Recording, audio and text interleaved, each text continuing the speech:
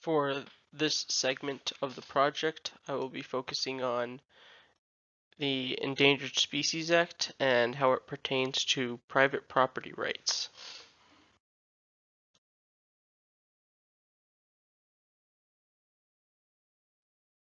The Endangered Species Act was signed by President Nixon in December of 1973. The Endangered Species Act has attributed to saving many different species from birds, fish, mammals, and more. It does so by categorizing species on their likelihood of going extinct. Species are labeled between threatened, endangered, and extinct, which these categories have also been a topic of debate.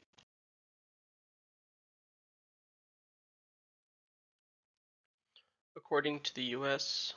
Fish and Wildlife Services, within the U.S. alone, there are approximately 503 endangered species, 216 threatened species, and about 80% of those endangered and threatened species reside on private property within the U.S.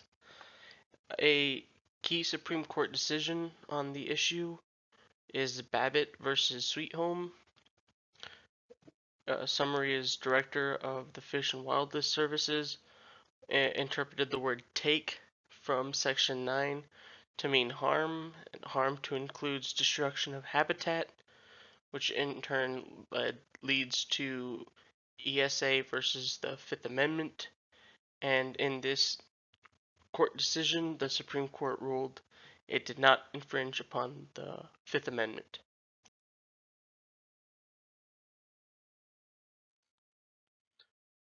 Because the Supreme Court ruled that the ESA does not infringe on the Fifth Amendment under the nor be deprived of life, liberty, or property clause, private property owners are less inclined to aid in the restoration process of threatened and endangered species, especially when the federal government will put limitations on their land. Because of this, some private property owners are more inclined to hide, dispose, move, or kill species that would limit what they could do to their land. In addition to this, because they are pretty much hiding all this information, there's no way to measure this statistic in firm.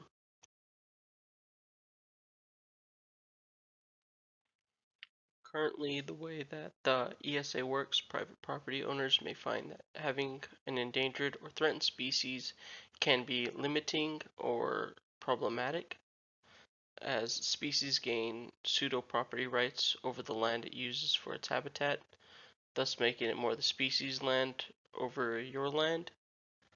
There's no buy-in for private property owners when they do find an endangered or threatened species on their land.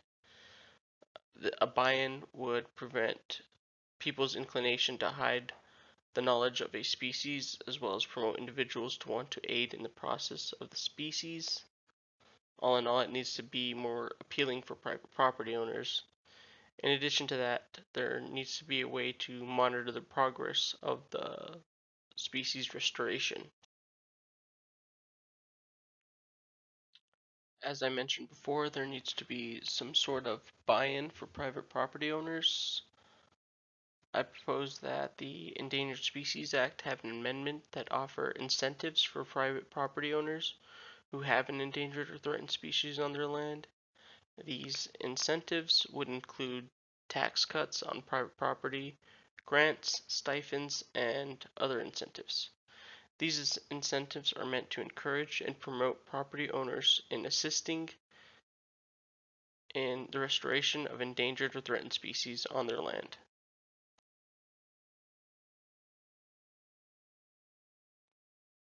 Policy-specific incentives would include that all the land that the species inhabits will be tax-free for both incentive and endangered species.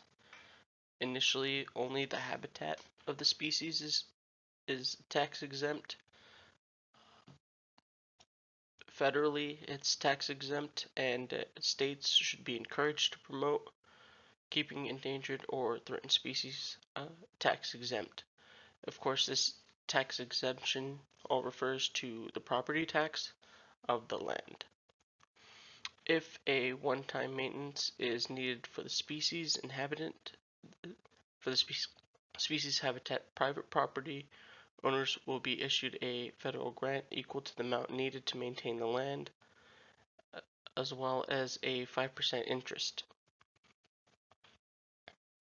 Property owners that need to spend money on the habitat monthly will be allotted monthly stipends to help ensure that the habitat is properly maintained.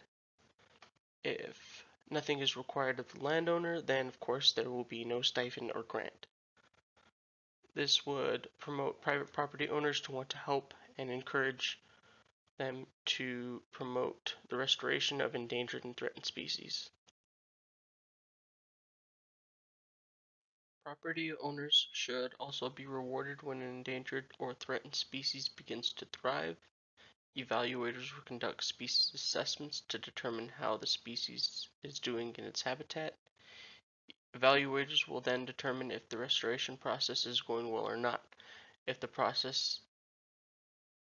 if progress is being made, they will slowly make more of the private property of the owner more tax exempt, up to 50% for threatened species and up to endangered species for up to 100% for endangered species. These are both maximum for how much tax exemption they there can be.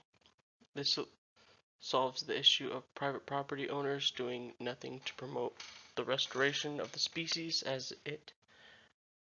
enforces as it promotes a buy-in for private property owners. Some issues I could see with these amendments are funding of the stipends and grants that are offered to private property owners who have an endangered or threatened species on their premise.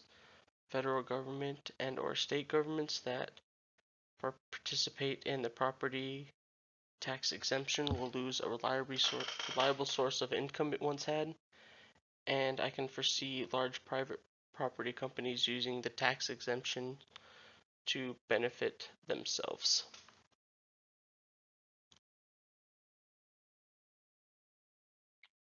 That was it, and I hope you enjoyed.